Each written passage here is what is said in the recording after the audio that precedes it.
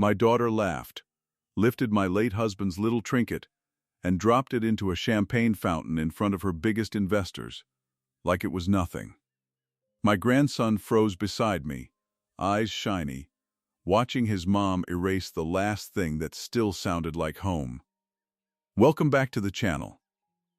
Before we dive in, tell me, what city and country are you watching from? I read the comments, and I love seeing how far these stories travel. And if you've ever had family treat love like it's disposable, hit like, subscribe, and turn on the notification bell.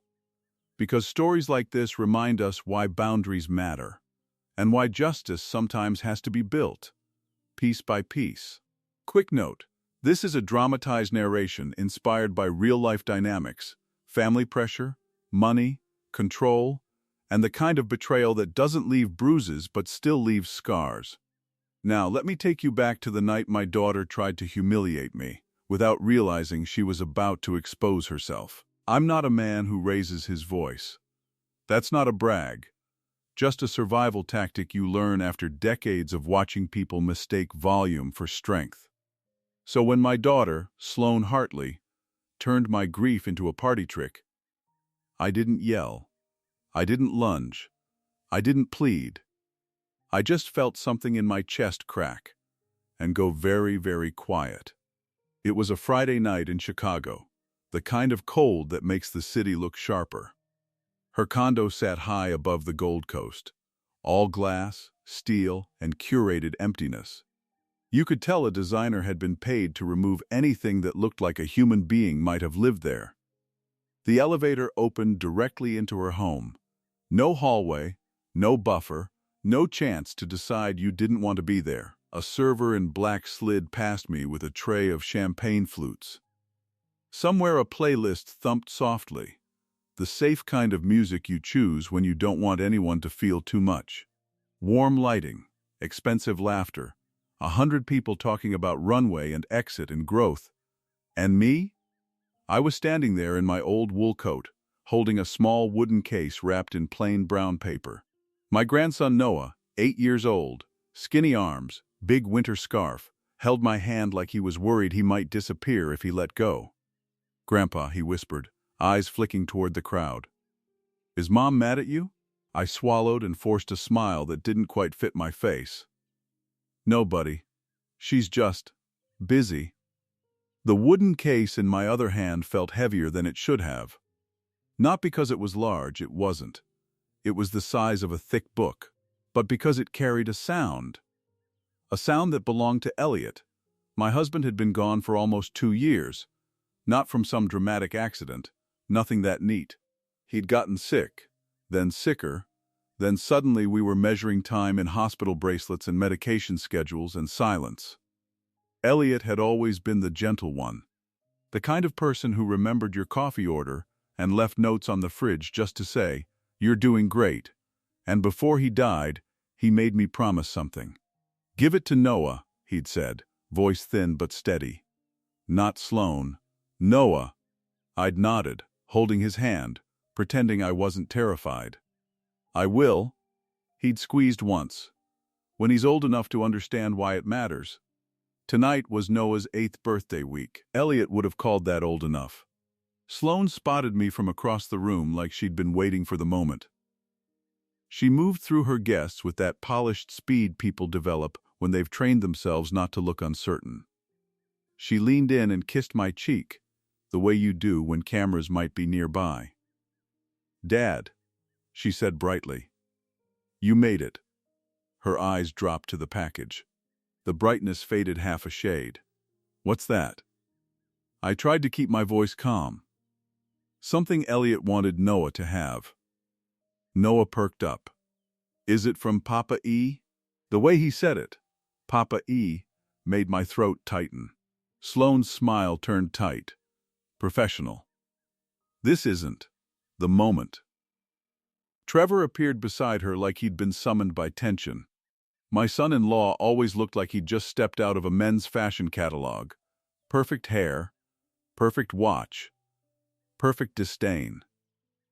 He glanced at the package like it might leak something embarrassing. "Mr. Hartley," he said. Not unkindly, but not warmly either. We're about to do a toast. It'll take 10 seconds, I said. Noah can open it later if you'd prefer. Elliot asked me to bring it. Sloane's eyes narrowed the way they did when she felt controlled. Dad, don't do this. Noah tugged her sleeve. Mom, please. I want to see. She looked down at him, and for a moment I saw something flicker. Irritation, not at Noah, but at the inconvenience of emotion. Then she looked back at me and said, quietly, in the sweetest voice she could manage, "Why do you insist on dragging sad things into happy rooms?" Before I could answer, she took the package from my hands.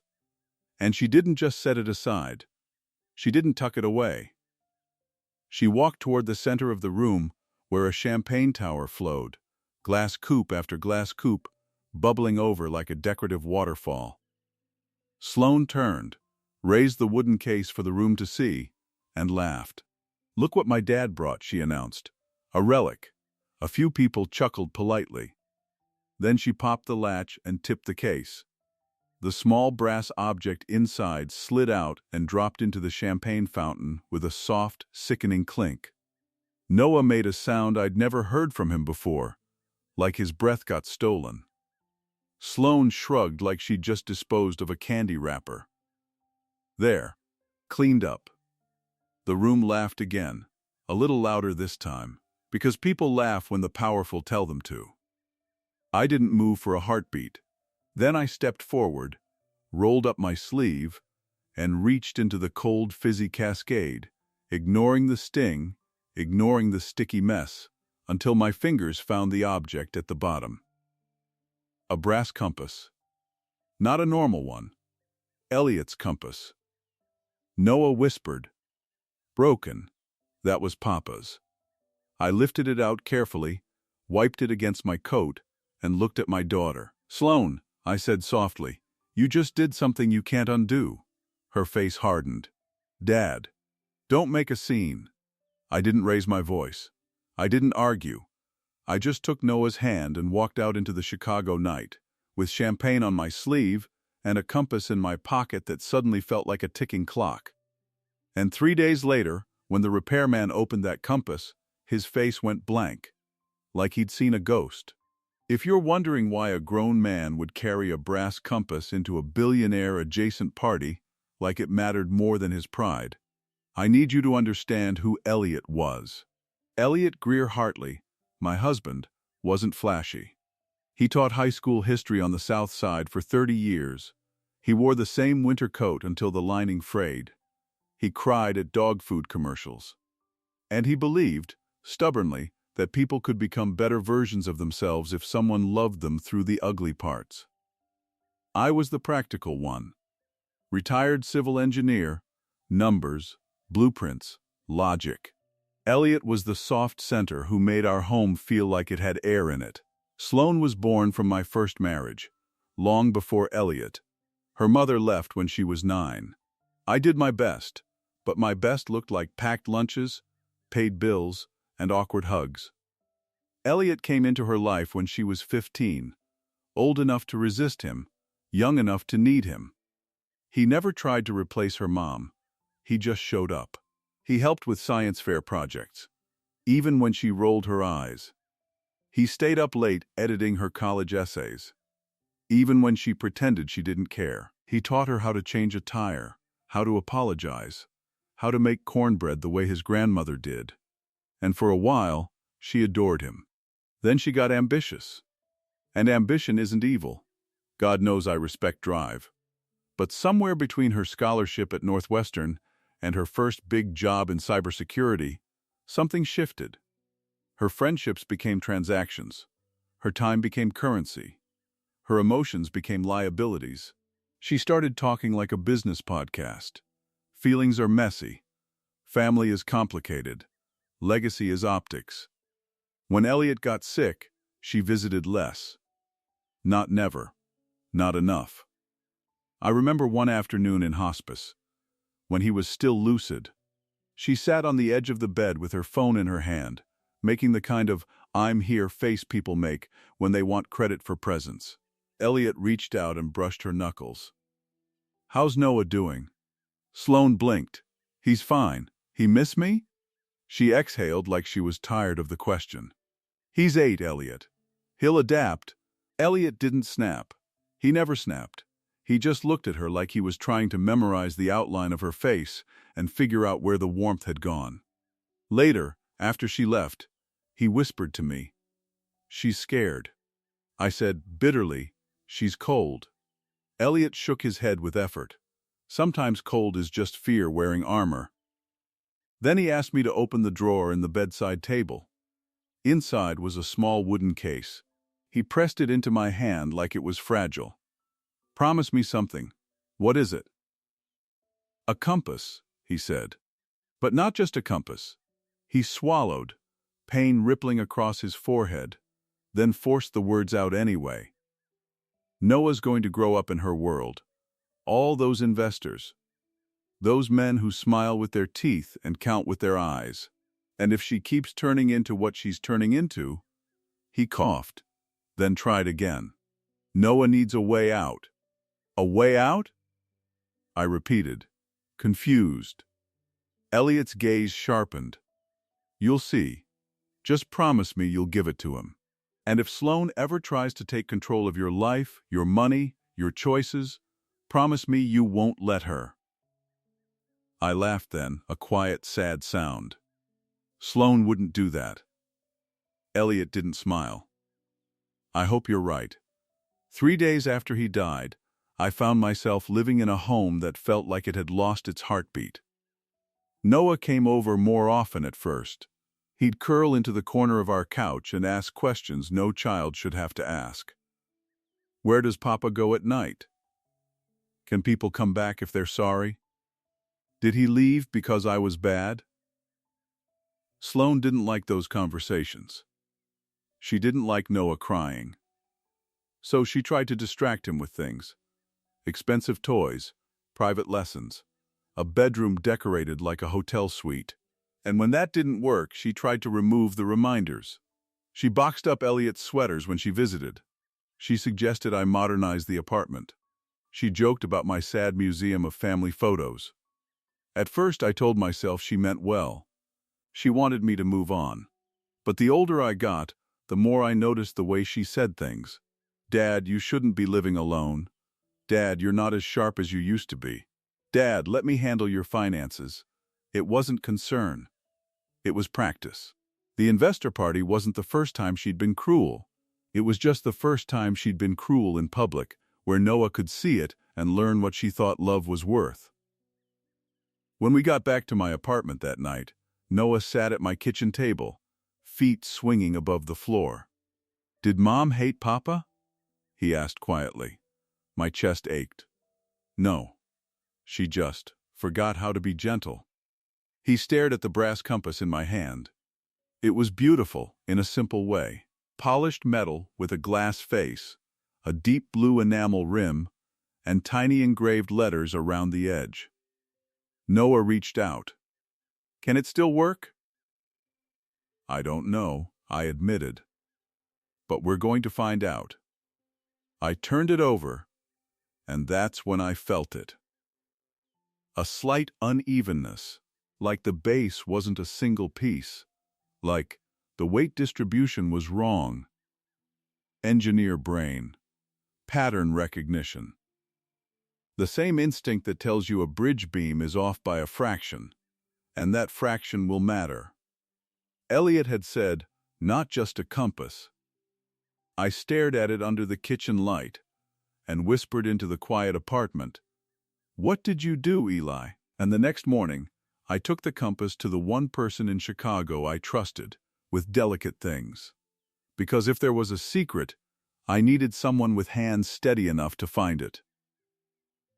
Mason Klein's shop sat in a narrow brick building in Andersonville, squeezed between a bakery and a vintage bookstore. The kind of street where people still waved at strangers and argued about the best cinnamon rolls like it mattered. The sign above the door said Klein & Son, watches, instruments, repairs in faded paint. When I stepped inside, warmth hit my face. The air smelled like oil, brass, and old paper. There were clocks on every wall, all ticking at slightly different rhythms, like the building had 100 small hearts. Mason looked up from his bench, magnifying visor pushed up on his forehead. He was in his 60s, beard gone gray, hands scarred from decades of tiny screwdrivers and sharp edges. "Graham," he said, surprise lifting his brows. "Haven't seen you since, damn. Since Elliot's memorial." "Yeah," I said, voice rough. "I wish it was under better circumstances." He wiped his hands and nodded toward the stool by his bench. "Sit. What's going on?" I set the compass down carefully, like it could hear me. Mason picked it up, turned it over, tapped it with a fingernail. The sound was different at the base, duller. "This is quality," he murmured. "Not tourist junk. It was Elliot's," I said. "My daughter just dropped it into a champagne fountain like it was a joke." Mason's jaw tightened. "Classy." He examined the rim, the hinge, the tiny screws. He didn't rush. He never rushed. People like Mason move at the pace of precision. After a minute, he went quiet. Then he said, softly, "This is modified." My pulse kicked. "Modified how?" Mason's eyes flicked up to mine, and something in his expression shifted. An edge of worry. "Graham," he said, "did Elliot ever mention money? Legal stuff? Anything he was worried about?" "No," I said. "He just told me to give it to my grandson. And he told me not to let my daughter control me." Mason exhaled slowly and turned the compass over again. He slid a thin blade into what looked like a decorative seam on the base. There was a click so soft I almost missed it. Then, with a careful twist, the base plate swung open like a hidden door. My stomach dropped. Inside was a compartment lined with dark felt. Not big, but deep enough to hold folded papers, sealed in plastic. Tucked so tightly, they looked like they'd been hidden by someone who understood both fear and patience. Mason's face lost color. "Oh," he breathed. "Oh no," my mouth went dry. "What is it?" He pulled the bundle out, hands suddenly careful in a new way, like he was holding something dangerous. The first item wasn't paper. It was a small flash drive, black, plain, labeled with Elliot's neat handwriting, "Noah, if I'm gone." Under it were documents, not one or two. A stack. Mason opened the first page, scanned the header. His eyes widened. He looked up at me like he wasn't sure he should say it out loud. "Graham," he whispered, "this is a trust." I leaned in. The words blurred for a second, then snapped into focus. "Irrevocable trust agreement, Noah Greer Hartley. Grantor, Elliot Greer Hartley. Trustee, Graham Thomas Hartley." My hand started shaking. Mason flipped the page. "And this?" He stopped, swallowed, then turned the next document toward me. It was a stock ledger printout, old school and official, with a seal. At the top, Lakeshore Data Shield, Inc., Founder's Equity Record. That was Sloane's company, the company that made her rich, the company that filled her penthouse with investors and champagne and arrogance. And on the page, in cold black type, was Elliot's name. Elliot Greer Hartley, 12% common equity, Aquinos. My vision tunneled. "That's impossible." Mason's voice went thin. "It's not. It's right here." He ran a finger down the date. 2012. 12%. I did fast math in my head. Habit. Lakeshore had been valued at what? 200 million last year?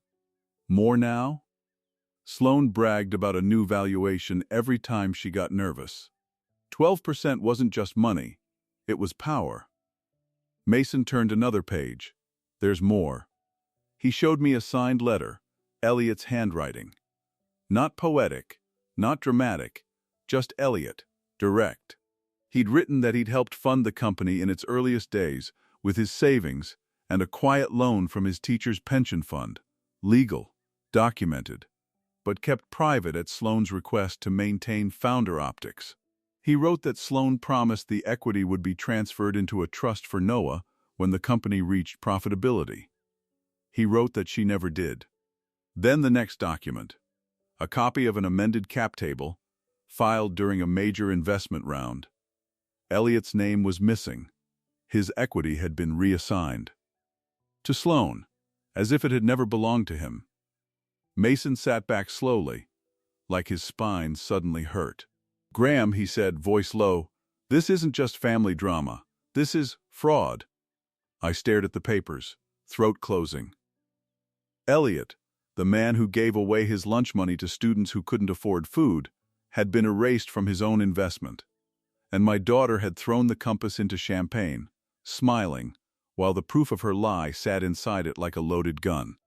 Mason looked at me hard. "What are you going to do?" I didn't have an answer yet. Not a clean one.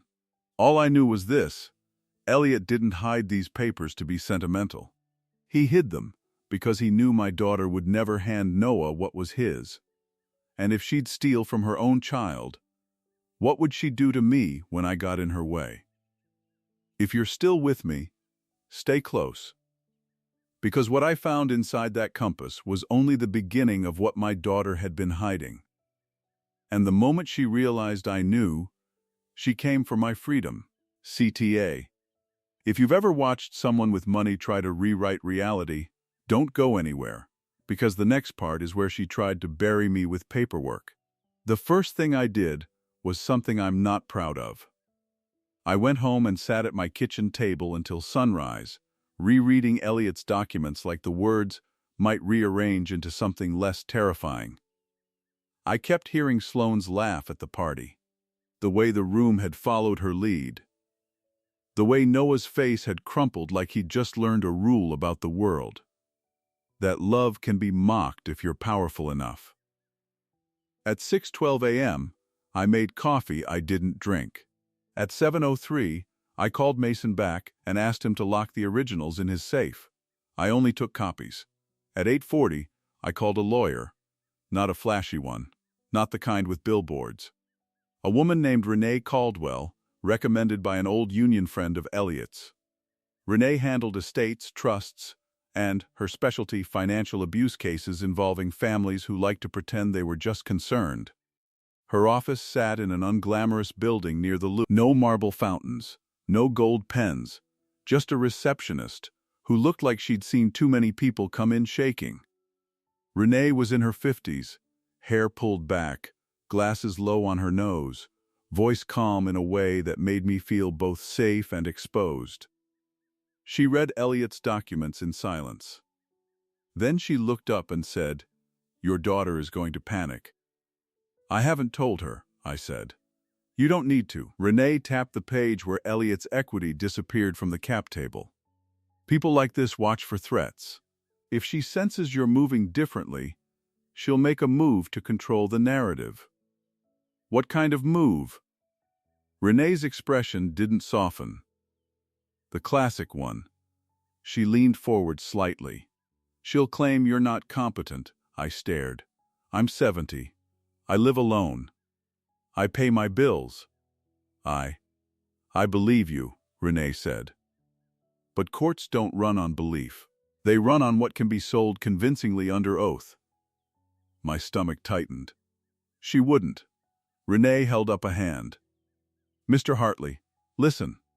I've seen adult children weaponize guardianship petitions for less than a condo. Your daughter is staring at the possibility of losing control over millions and exposing corporate fraud. She will not play fair." I left Renee's office with a plan. Freeze the narrative with medical proof. Get a cognitive evaluation immediately. Secure witnesses, neighbors, friends, anyone who could speak to my day-to-day competence. Quietly prepare a civil claim for Noah's trust and Elliot's stolen equity. Prepare for retaliation. I didn't even make it 48 hours before retaliation arrived. It happened on a Sunday afternoon, while Noah was with me. We were building a Lego set on my living room floor, some ridiculous spaceship that kept collapsing because my fingers aren't what they used to be. Noah was humming, soft and off-key. the kind of quiet happiness that makes you forget the world's sharp edges. Then my phone rang. Sloan. I stared at her name like it was a warning label. I answered and put it on speaker because Renee had told me to. Never assume a call is casual once money is involved. Sloan, I said. Hey. Her voice was bright, too bright. Dad. Hi. How are you feeling? Noah looked up, hopeful. Mom. Sloan ignored him. I wanted to check on you after Friday. You seemed worked up. I was wet, I said flatly. You dropped Elliot's compass into champagne. A pause. Then a laugh, light, rehearsed. Dad, please. It was a joke. People were watching. You brought a grief object to a business event. Noah's small face fell. I kept my voice steady. Don't call Elliot a grief object. Sloan sighed, the sound of someone pretending to be patient with a difficult child. Okay. Fine. Listen, Trevor and I have been talking. About what? About you living alone, she said. It's not safe. I felt my spine go cold. I'm fine, are you? She asked gently. Because you've been fixated on old things, on the past. Noah's voice cut in, small. Mom, can I? Sloane's tone sharpened just slightly. Noah, go play. He shrank back as if he'd been slapped. I clenched my jaw. Don't talk to him like that. Sloan didn't respond to that. She barreled forward. Dad, I have to be honest, she said, voice dropping into faux concern. Some of my guests were uncomfortable Friday. They said you seemed unstable. Unstable, I repeated. You reached into a public champagne display, she said, like she was describing a crime scene. You wouldn't let it go. You made it awkward. And you've been calling people, asking questions. I didn't answer, because the fact that she knew I'd called people meant she was already tracking me. Sloan continued, softer. We think you need support. A professional caregiver. A facility where you can be safe. My hands went numb. You're talking about putting me in a home, I said. Not putting you, she corrected. Helping you. Dad, you're not getting younger, and you don't have Elliot to stabilize you anymore. Noah whispered, Grandpa. I swallowed hard. I don't need a facility. Sloane's voice cooled. Then don't force my hand. I felt my heartbeat in my throat. Is that a threat? A pause. Then her voice, calm and sharp as glass. I'm saying this with love, she said. If you keep interfering in my family life, if you keep upsetting Noah with your obsession, we will have to take legal steps. What legal steps? Sloan exhaled. Guardianship. Conservatorship. Whatever it takes. Because right now, Dad, you're not acting rational. Noah's eyes filled. I spoke carefully, each word slow. Sloan. You do not get to take my life because you don't like my questions. I don't want to, she said, almost bored. But I will.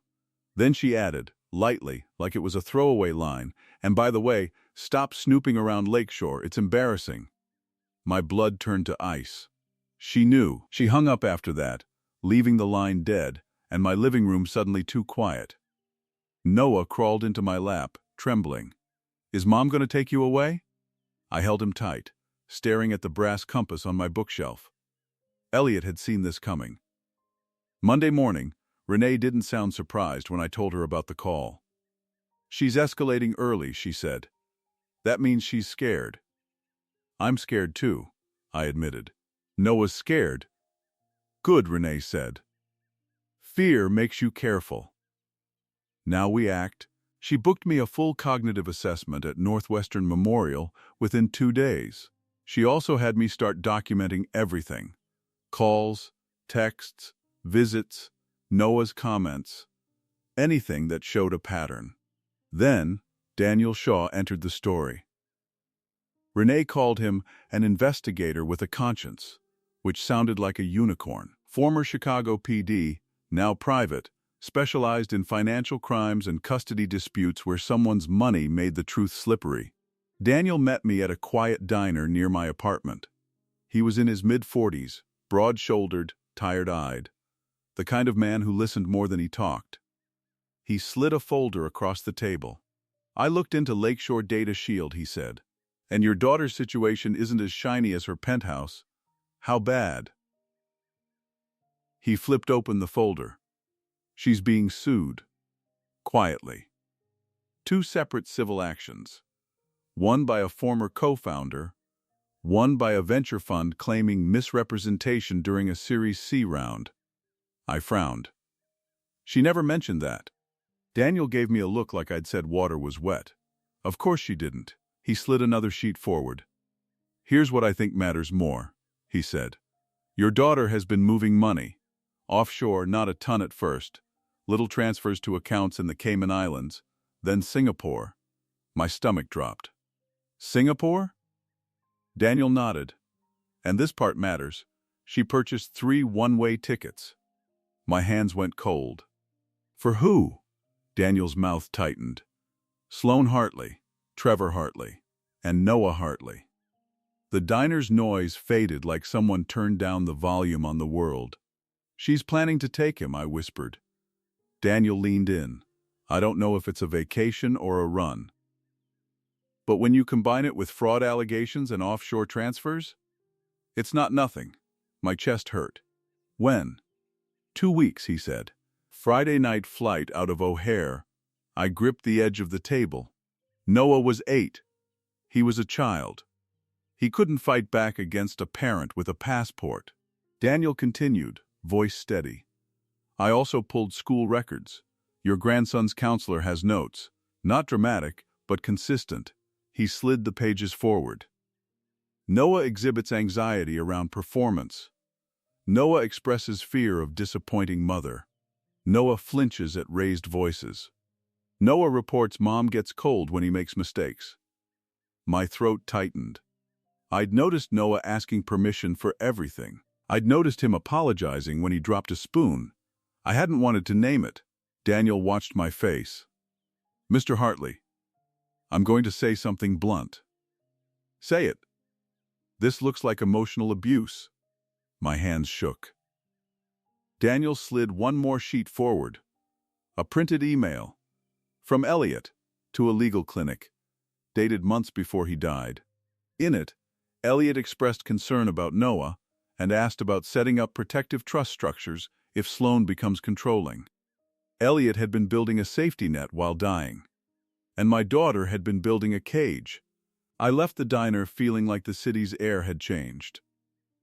Like every streetlight and passing car carried the same message. You're running out of time.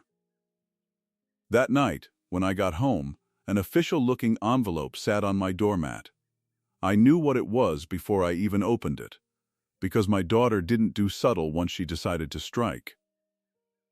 I tore it open with hands that suddenly felt older than they ever had. Petition for appointment of guardian of the person A&D estate. Petitioner, Sloan Hartley. Respondent, Graham Hartley. My vision blurred. She was doing it. She was trying to take my autonomy, my home, my finances, my ability to protect Noah. And at the bottom, in bold letters, hearing date, February 19.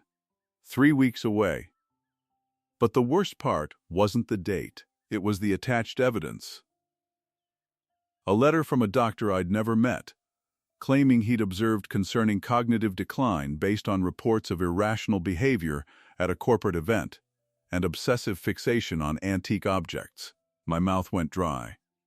She was turning my love into a symptom. And she'd filed it before I'd even confronted her, because she knew the compass existed the second she saw me pull it from that fountain. She knew she'd done something reckless, and now she was trying to bury me before I could speak. If you think the paperwork was the worst of it, stay with me, because when someone tries to steal your mind on paper, the next move is to isolate you in real life. Renee moved like a woman who'd been waiting for this. "Okay," she said on the phone after I read her the petition. "We respond hard and fast." Within 24 hours she had a court filing to contest the guardianship petition, an emergency motion to protect my contact with Noah, a referral for a top-tier neurologist to evaluate me independently, a list of witnesses to prove my pattern of life, And she told me something that made my skin crawl. "This is a tactic," she said. "If she gets guardianship, she gets control of your assets. If you are trustee of Noah's trust, she can argue you're unfit and replace you." "So it's about money," I said. "It's always about control," Renee corrected. "Money is just the scoreboard." The neurologist appointment lasted 3 hours. Memory tests, puzzle patterns, recall exercises, an MRI. The doctor, Dr. Amit Mehra, was calm, precise, and visibly unimpressed by anyone who tried to weaponize medicine.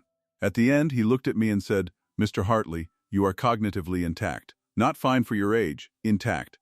Whoever filed that report against you is either misinformed or unethical." He handed me a sealed report and added, "I will testify." When I walked out of that clinic, the February wind hit my face and I almost laughed. Not because it was funny, but because for the first time in weeks I felt something solid under my feet. Meanwhile, Daniel kept digging.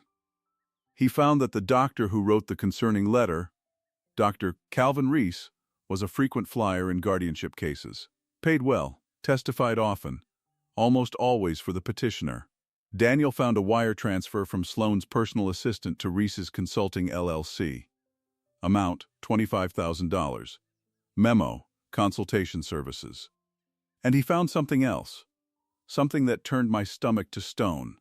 Sloane had filed a request at Noah's school to remove me from his authorized pickup list. No warning, no discussion.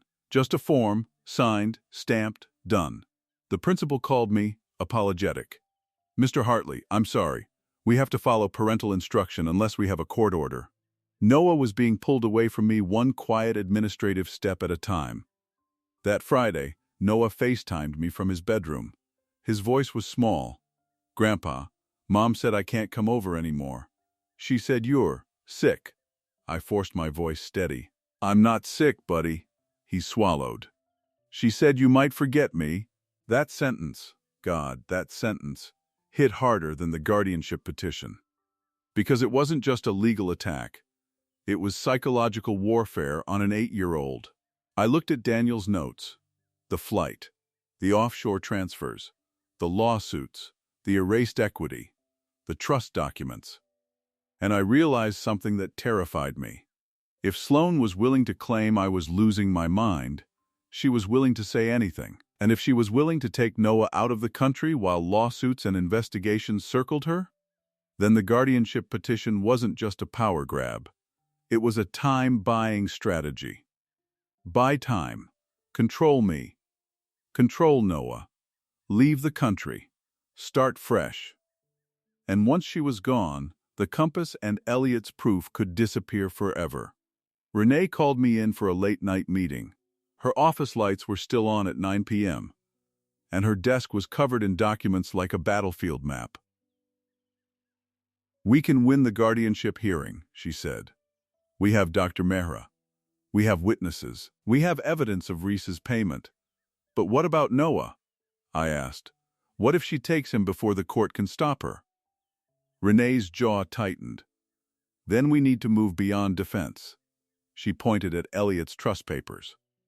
"We file for emergency temporary guardianship of Noah," she said.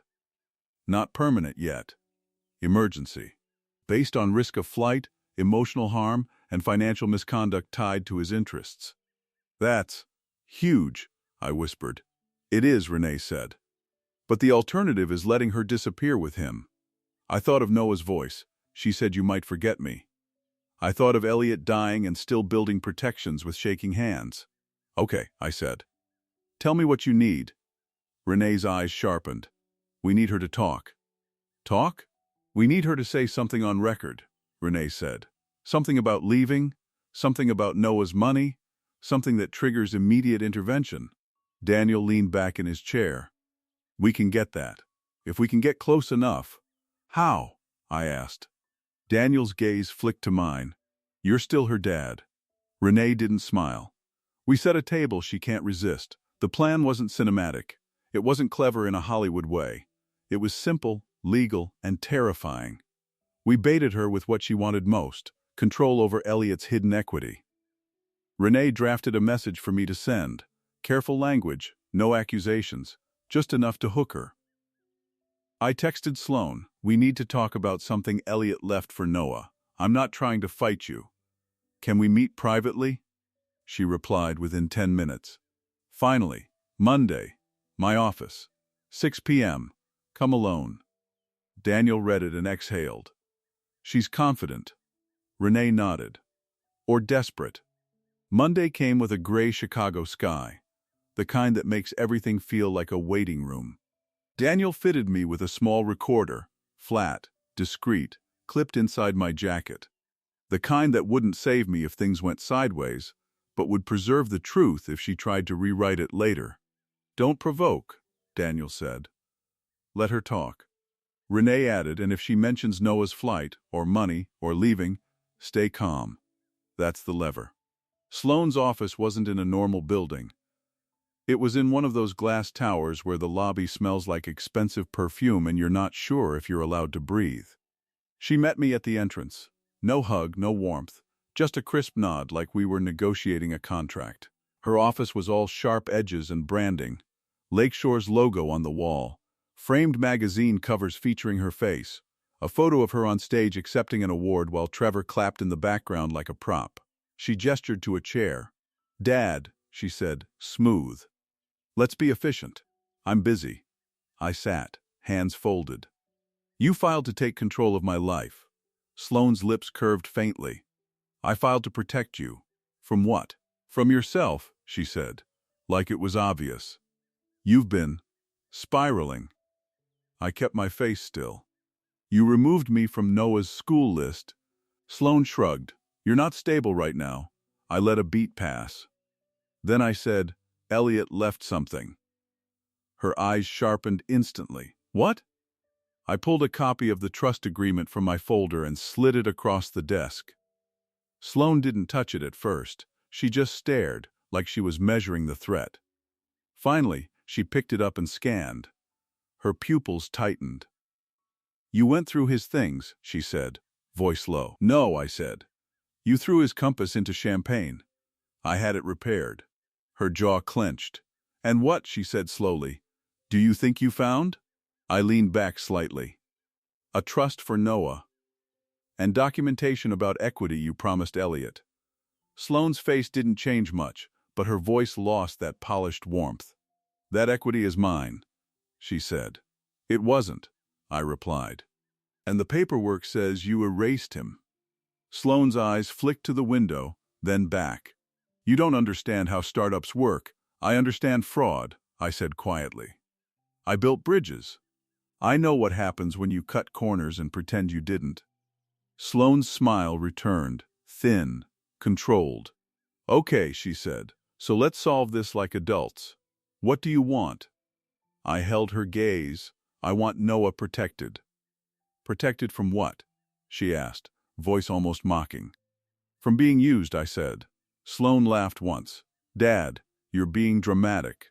Noah is my son, and Elliot's grandson," I said, "and you're treating his future like an asset." Sloane's eyes hardened. "You want money. That's what this is. You think you deserve a cut because you married a teacher who invested in my success." I felt heat rise in my chest, but I kept my voice even. "Elliot didn't invest for himself. He invested so Noah wouldn't have to beg you for security someday." Sloane stood, walked behind her desk, and leaned forward. "Listen to me," she said, voice low. "I don't have time for this moral lecture. Lakeshore is under attack. Lawsuits, investors, the whole thing. I need unity, not a 70-year-old man playing hero." There it was, the crack. I stayed quiet, letting her fill it. Sloane continued, faster now, anger slipping. "You want Noah protected? Fine. He'll be protected. We're leaving. We'll be somewhere the vultures can't reach us." My blood went cold. "Leaving where?" Sloane blinked, then realized she'd said too much. Her eyes narrowed, but instead of backtracking, she doubled down, because pride is louder than caution when someone thinks they're in control. "Singapore," she said. 2 weeks. New base, new banking structure, fresh start." My fingers tightened on my knee. "And Noah?" I asked softly. "You're taking him." Of course I'm taking him, she snapped. He's my child. And he's my leverage. Investors don't sue you the same way when your personal life looks stable. My stomach turned. And the trust? I asked. Elliot's documents? Sloane's eyes gleamed. You'll hand them over. One way or another, I tilted my head. Is that why you filed guardianship? Sloane smiled, cold. It's why it will work. She walked around the desk and crouched slightly, voice dropping into something almost intimate. You think courts care about your little feelings? She whispered. They care about paperwork. And I have better paperwork than you. I have doctors. I have witnesses. I have Trevor's family attorney who lives for this kind of thing. She straightened. And when you're declared unfit, she said, you won't see Noah again unless I allow it. Silence filled the room like smoke. I forced my voice steady. Sloane. He loves you. Why would you do this to him? Her face flickered, just for a second, then snapped back into steel. Love doesn't pay legal bills, she said. And you should know that by now. I stood slowly. I want to resolve this without tearing Noah apart. Sloane's smile sharpened. Then sign over the documents. Admit you're not well. Stop fighting. Let me handle it. I looked at her, the daughter I'd raised, the girl Elliot had loved like his own. And I realized she wasn't negotiating. She was declaring ownership. I nodded once, like I was considering it. I'll think about it, I said. Good, she said. You have until Thursday. I walked out of that office with my heart pounding, and the recorder heavy inside my jacket.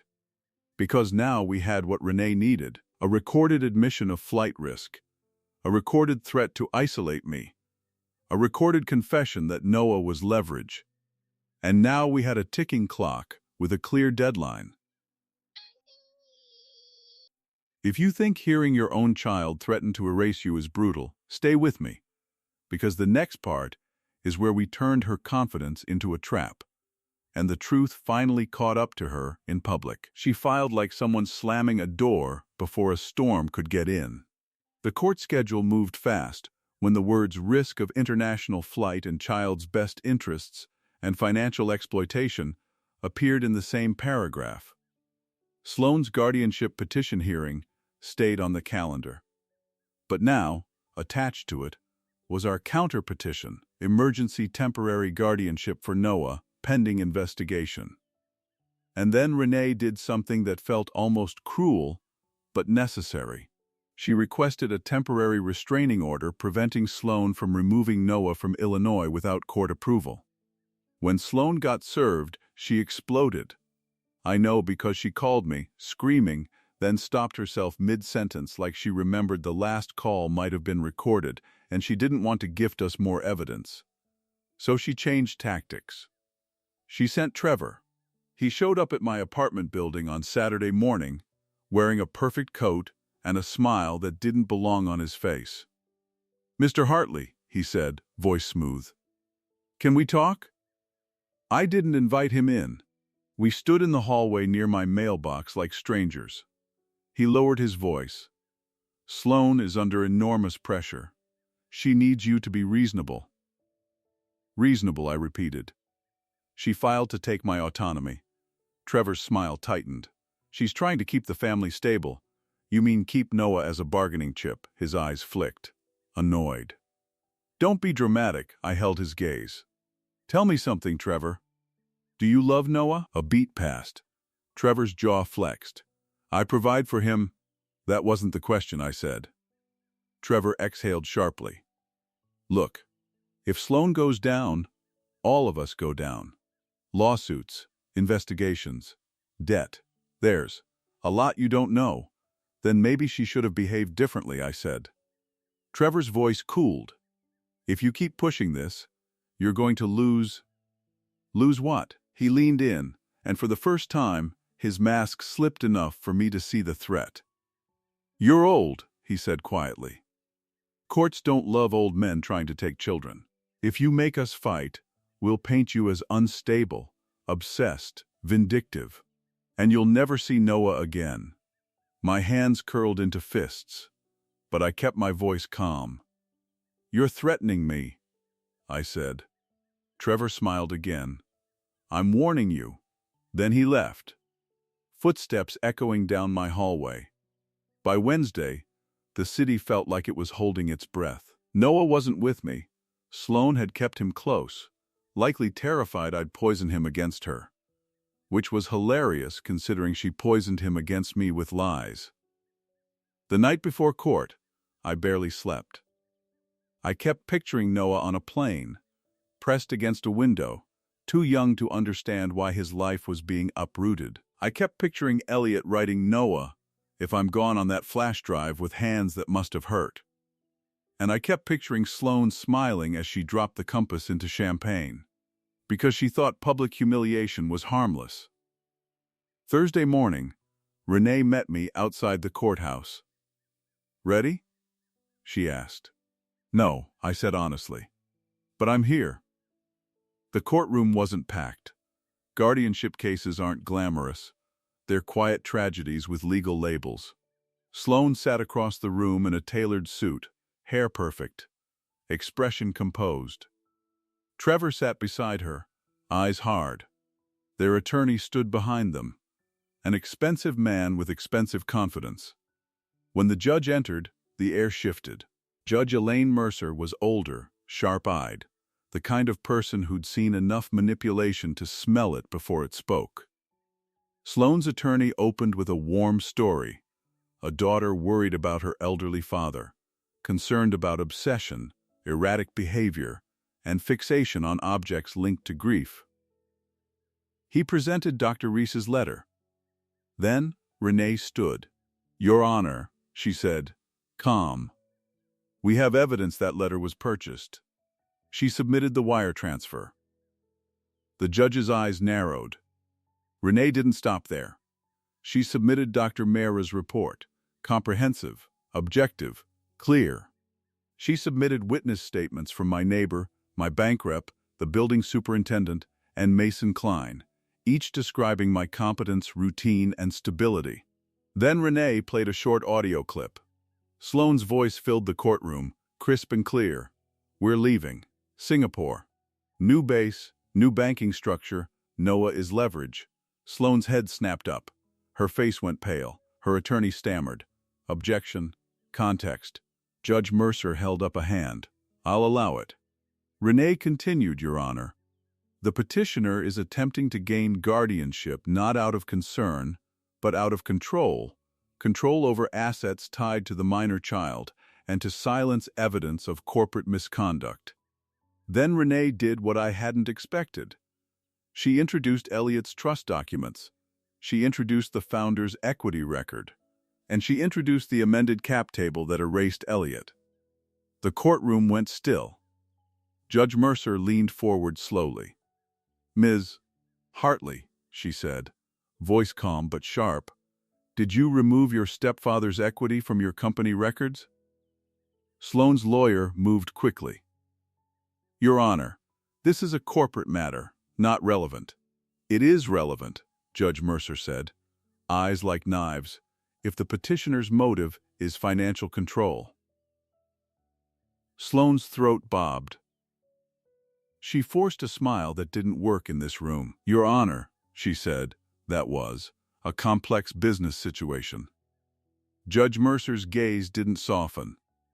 Complex is not a synonym for dishonest. Then she asked, did you file this guardianship petition to gain control over your father's role as trustee? Sloane's eyes flashed. No. Renee stood.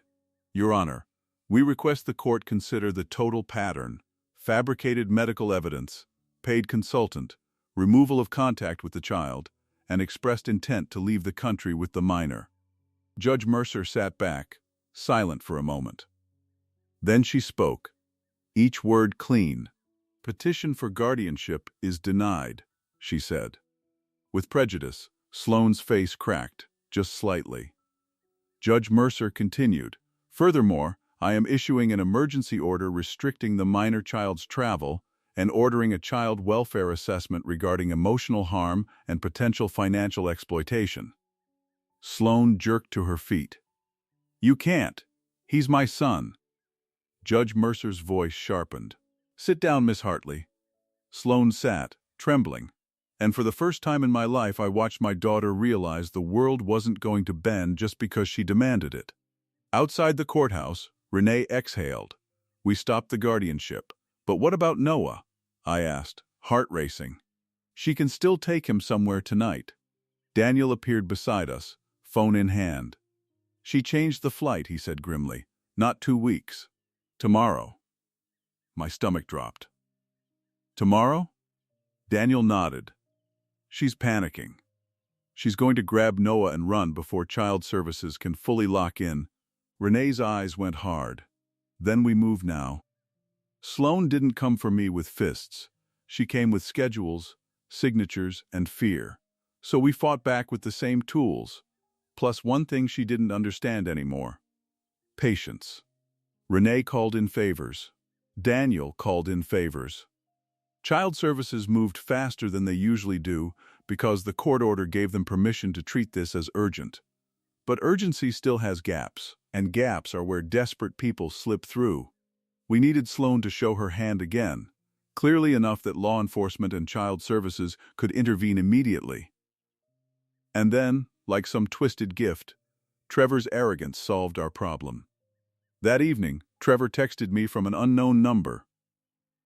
"If you want to see Noah before we go, come to dinner. 7 p.m., our place." One last time. Renee read the message and said, "They're gloating." Daniel nodded. "And they think you're alone." Renee looked at me. "Can you do it?" My mouth went dry. "Be in the same room as her? After everything?" Renee's gaze was steady. "It's the cleanest way to get Noah safe without a chase." Daniel added, "We'll have officers nearby. CP's ready. You wear a recorder. You keep them talking." I thought of Noah. Small voice on FaceTime. She said, "You might forget me." "I'll do it," I said. At 6:45 p.m., I stood outside their building again, cold wind off the lake cutting through my coat. The recorder sat against my ribs like a second heartbeat. Daniel waited down the street in an unmarked car. Renee was on standby with CPs. All I had to do was walk into the lion's den and not flinch. The elevator doors opened into Sloane's condo. No music tonight. No investors. Just silence, and the faint hum of expensive appliances. Noah stood near the couch with a small backpack at his feet. When he saw me, his whole face lit up. Then he glanced at his mother and shrank, like joy was something he'd learned to hide. "Grandpa," he whispered. Sloane stood near the kitchen island, arms crossed. Her eyes were bright in that dangerous way, like she'd been crying or raging or both. Trevor poured himself a drink with the casualness of a man who believed consequences were for other people. "Well," Sloane said, voice tight, "look who decided to show up." I walked in slowly and crouched to Noah's level. "Hey, buddy." He leaned into me for half a second, then pulled back, scared of being seen. My chest clenched. I stood and looked at Sloane. "You're leaving tomorrow?" Sloane's smile returned. "Yes, with Noah, obviously," she said. "You made staying impossible." Trevor raised his glass. "To fresh starts." I kept my voice calm. "Sloane." "The court order." Sloane waved a hand. "We're not discussing legal nonsense at my dinner table. Then why invite me?" I asked. Sloane's eyes sharpened. "Because you have something." I didn't pretend not to know. "Elliot's documents." Sloane stepped closer. "You don't get to hold my life hostage." I took a breath. "Elliot didn't want Noah used." Sloane's face twisted. "Stop making Elliot a saint. He was a soft man who didn't understand business." Noah flinched like her voice had slapped him. I moved slightly in front of Noah without thinking. Body memory. Protection instinct. Sloane noticed. Her gaze narrowed. "Don't posture, Dad. You're not his savior. You're a problem." Trevor set his glass down. Let's cut the drama, he looked at me. Hand over the flash drive and the paperwork. Tonight. And we'll consider letting you FaceTime Noah sometimes. Noah's eyes widened. He looked between us like he was watching adults decide where he belonged, as if he was furniture. I forced my voice steady. Sloan, listen to yourself. Sloan's eyes were wild. You don't get to lecture me. She pointed at Noah's backpack. We're leaving. He'll be fine. International school. Tutors. A better life than this. Smallness. I swallowed hard. He doesn't want to go. Sloan's jaw clenched. He's a child. Noah's voice cracked. Mom, I don't want to leave Grandpa. Sloan snapped. Noah, stop. He went silent instantly, shoulders curling inward like a turtle retreating into its shell. My heart broke in a quiet, steady way. I looked at my daughter and said softly, You're hurting him. Sloan's laugh was sharp. He'll adjust. Kids adjust. I held her gaze. That's what you said to Elliot when he asked if Noah missed him. Her face flickered. Pain, rage, something, then hardened. Give me the documents, she said. I didn't move. Trevor stepped forward, voice low. If you don't, we'll make sure you never see him again. I tilted my head. How? Trevor's smile was cold. We'll tell the court you're harassing us. We'll say you're unstable. And if we need to, we'll say you touched Noah inappropriately. My blood turned to ice. Noah made a small sound. Confused. Scared. Sloan didn't react like a woman horrified by the suggestion.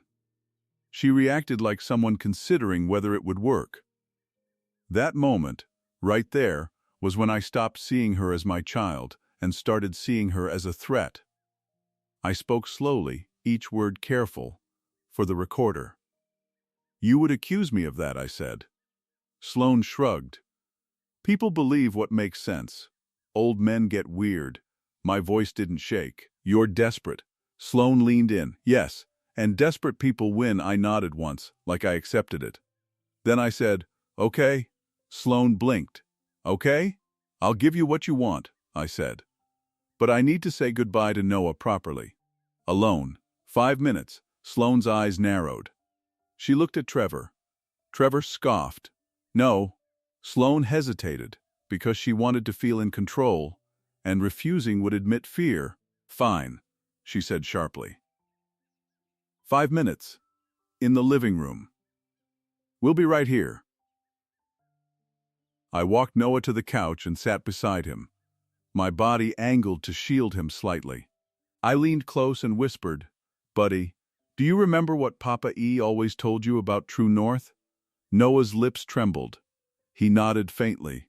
He said, It's the thing that stays the same. That's right, I whispered. And do you remember the code word we practiced? Noah swallowed. The one for when I'm scared? Yes, I said. Say it loud, okay? Like you're just asking a question. Noah's eyes filled. Grandpa, I squeezed his hand. You're so brave. Then Noah turned his head toward his mother and said, voice louder than I expected, Mom, can I have water? Sloan rolled her eyes. Noah, but the phrase wasn't about water. It was our signal. Daniel had told officers and CPs, if Noah says water, move.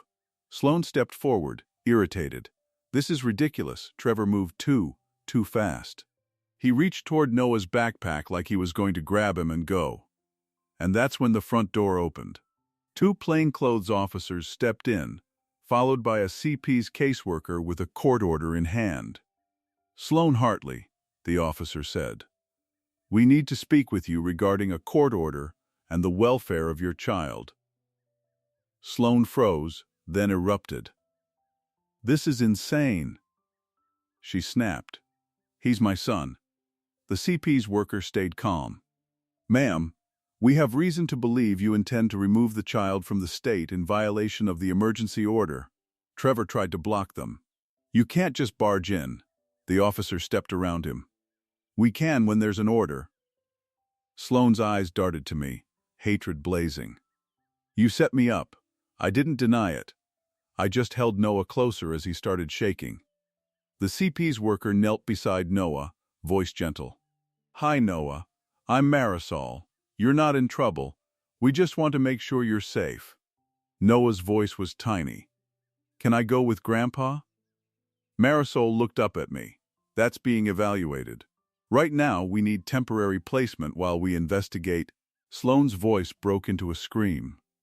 No, you can't take him from me, but the officers weren't there to argue feelings. They were there to enforce safety. Noah clung to my coat. Grandpa, please. I swallowed hard, eyes burning. I crouched and held his face gently. Listen to me, I whispered. This part is scary, but it's short. I'm not disappearing, I'm right here. And I'm going to bring you home, he sobbed. Promise? I pressed my forehead to his. Promise. Marisol guided Noah toward the door gently, and he kept looking back at me like he was afraid the hallway would swallow him. Sloane stood in the middle of her perfect condo, breathing hard, mascara finely smudging, her control cracking in real time. Trevor's face was pale. This is war. Renee's voice came through my phone then. She'd been on speaker, listening in. Yes, she said calmly. It is. And you started it. The next week was a blur. Interviews, assessments, emergency hearings. Sloane's lawyers tried to paint me as obsessive and vindictive. Renee painted them as what they were: reckless, manipulative, willing to weaponize the court and their child. Daniel's evidence of offshore transfers didn't help them. The recording of their threats didn't help them. And Noah's own words, spoken to a child psychologist without me in the room, were the heaviest truth of all. He gets cold, Noah said quietly. Mom doesn't hug when I mess up. Grandpa does. In the end, the judge didn't grant me permanent custody overnight. Courts move slowly, even when children don't. But the judge granted temporary guardianship to me while investigations continued. Noah came home to my apartment with a backpack and a red-eyed exhaustion no child should carry. He walked straight to my bookshelf where the brass compass sat. Can I hold it? He asked. I handed it to him carefully. He turned it over, found the hidden seam, and looked up at me. Papa put the secret stuff here, didn't he? Yes, I said, because he loved you enough to plan ahead. Noah swallowed.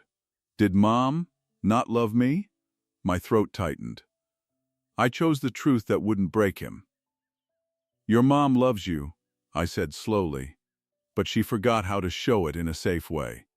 That's not your fault. He stared at the compass. I don't want to be like that. I sat beside him, shoulder to shoulder. Then you won't, because you get to choose who you become. That night, Noah fell asleep on my couch, still holding the compass like it was a lighthouse. I sat awake, staring at Elliot's handwriting on the flash drive label. Noah, if I'm gone. And I finally understood the real purpose of that compass. It wasn't just proof, it was direction. A reminder that when money tries to bend a family into something unrecognizable, you find true north by protecting the smallest person in the room. So here's my question for you, because I always want to know where you'd stand. What would you have done in my place? Would you have kept the peace and hoped she changed, or would you have fought the moment your grandchild became leverage? If this story hit something real in you, hit like, subscribe, and turn on the bell.